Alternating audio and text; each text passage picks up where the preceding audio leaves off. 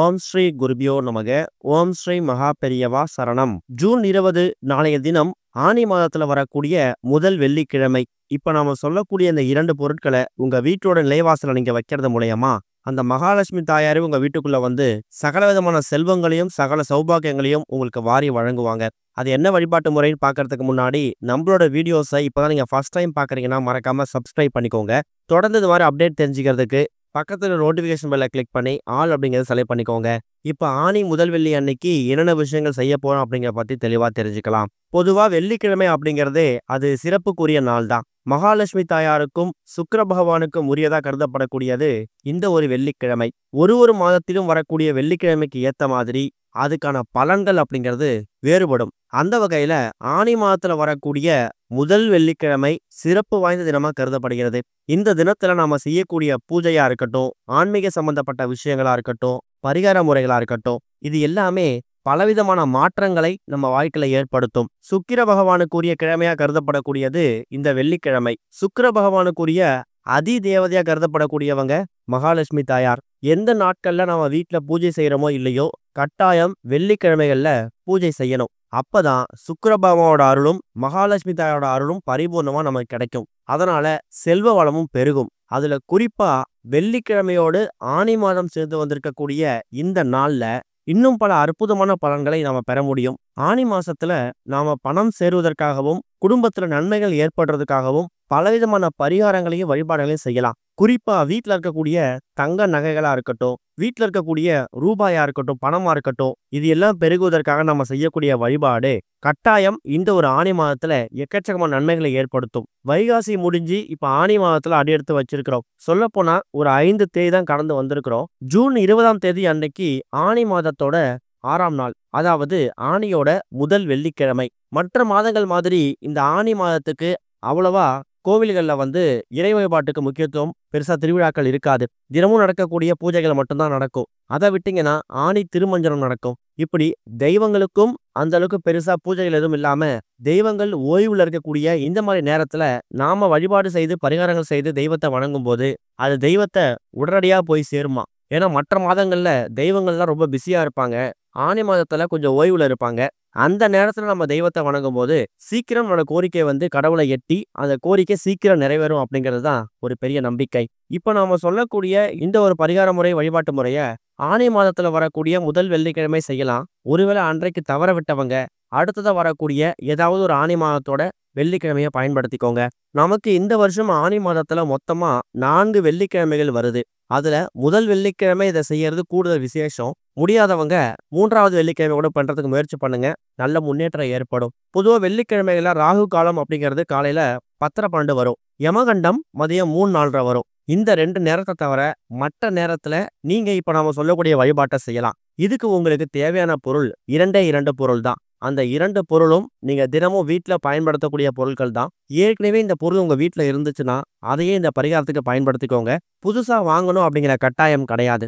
அதுல முதல் முக்கியமான பொருள் என்ன அப்படின்னு கேட்டீங்கன்னா, ஒரே ஒரு கைப்பிடி அளவு வெள்ளை மொச்சை. இந்த இடத்துல நாம ஏன் வெள்ளை மொச்சை எடுத்துக்கிறோம் அப்படிங்கிறது நம்மளோட பதிவுகளை தொடர்ச்சியா பாக்குறவங்களுக்கு தெரியும். சுக்கிர பகவானோட தானியம் வந்து வெள்ளை மொச்சை.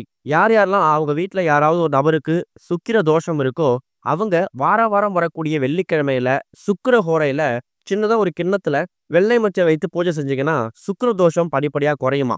ஒருத்தங்க வாழ்க்கையில சுக்கிர திசை அடிச்சுட்டாலே பரம ஏழை கூட பணக்காரரா மாற முடியும். பொதுவா வெள்ளிக்கிழமையில இந்த சுக்கிர ஹோரை அப்படிங்கிறது 3 நேரத்துல வரும். காலையில 6 மணிலேருந்து 7 மணி, மதியம் 1 மணிலேருந்து 2 மணி, அதை விட்டீங்கன்னா இரவு 8 மணிலேருந்து 9 மணி.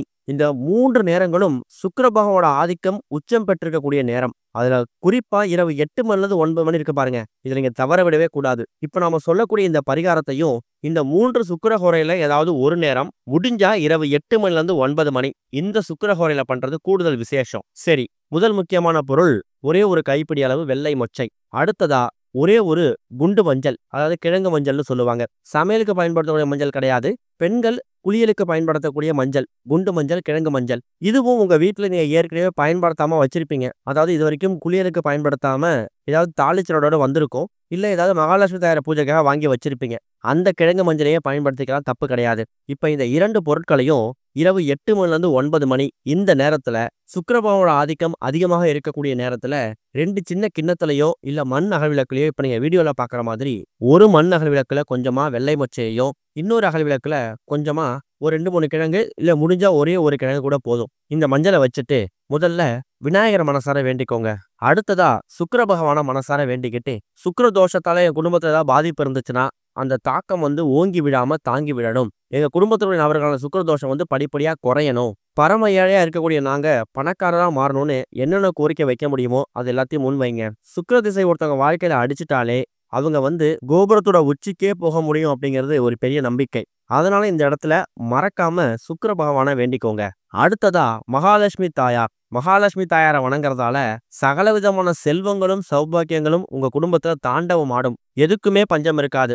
பொன் பொருள் காசு வீட்டில் இருக்கக்கூடிய உணவு வகைகள் உடல் நலம் பிள்ளைகளோட கல்வின்னு சொல்லி எல்லாமே சிறந்து விளங்குவதற்காக மகாலட்சுமி தாயாரோட அருள் ரொம்ப முக்கியம். அதனால அந்த கிழங்கு மஞ்சளை மகாலட்சுமி தாயாரா பாவிச்சு மகாலட்சுமி தாயாரை வேண்டிக்கோங்க. ஒரு 10 நிமிஷம் நீங்க வேண்டி முடிச்சதுக்கு அப்புறம் இந்த 2 பொருட்களும் பூஜையில இருக்கட்டும். அதுக்கப்புறம் இரவு தூங்க போறதுக்கு முன்னாடி இந்த 8 மணிலிருந்து 9 மணி இந்த 1 மணி நேரம் சுக்கிரஹோரை முடியறதுக்குள்ள இந்த 2 பொருட்களையும் உங்க வீட்டோட நிலைவாசல கொண்டு போய் வச்சுட்டு நீங்க தூங்க போயிடணும். ஒருவேளை பகல் நேரத்துல பூஜை பண்றீங்கன்னா பகல் நேரத்துல பூஜை பண்ணி அதை பூஜையில வச்சிடுங்க. இரவு தூங்க போறதுக்கு முன்னாடி அதை எடுத்துட்டு போயிட்டு வீட்டோட நிலைவாசல வச்சு தூங்க போயிடலாம். அது உங்க விருப்பம் தான். ஆனா இந்த 2 பொருட்களையும் பூஜையில வச்சு பூஜை பண்ணோட நேரம் சுக்கிரஹோரையா இருக்கணும். அதை மட்டும் கணக்கு பண்ணிக்கோங்க. சுக்கிரஹோரை வச்சு பூஜை பண்ணிட்டு இரவு தூங்க போறதுக்கு முன்னாடி அந்த 2 பொருட்களையும் நிலைவாசல வச்சு நீங்க தூங்க போயிடலாம். மறுநாள் காலை எழுந்து சுத்தபத்தமா குளிச்சுட்டு அந்த 2 பொருட்களையும் எடுத்து அந்த மஞ்சளை எடுத்து நீங்க குளியலுக்கு பயன்படுத்திக்கலாம். அந்த வெள்ளை மொச்சைய உங்க வீட்டு மொட்டை மாடிக்கு வரக்கூடிய காக்கை குருவிகளுக்கு தானமா போட்டுருங்க. அதுக்கு வாய்ப்பு சந்தர்ப்பம் இல்லாதவங்க தண்ணீரை விட்டுக்கலாம். அது தப்பு கிடையாது. பார்க்கறதுக்கு ரொம்ப எளிமையான விஷயம் மாதிரி தெரியும். வெள்ளிக்கிழமையில சுக்கிர பகவானை வணங்குறதால சொர்ண தோஷம் நீங்கும். அதாவது நிறைய பேர் வீட்டுல காசு பணம் அதிகமா இருக்கும். ஆனா நகைகள் பெருசா இருக்காது. தங்க நகைகளே சேராது. அப்படியே வீட்டுல இருக்கக்கூடிய நகைகள் இருந்தாலும் ஒண்ணு அது அடகுல இருக்கும். இல்ல அது யாராவது வாங்கிட்டு போயிருப்பாங்க. இப்படி வீட்டுல தங்க நகைகள் சேரணும் அப்படின்னு நினைக்கிறவங்க வெள்ளிக்கிழமையில சுக்கிர பகவானை வணங்கலாம். அடுத்ததா மகாலட்சுமி தாயாரை பத்தி நம்ம சொல்லி தெரிய தேவையில்ல.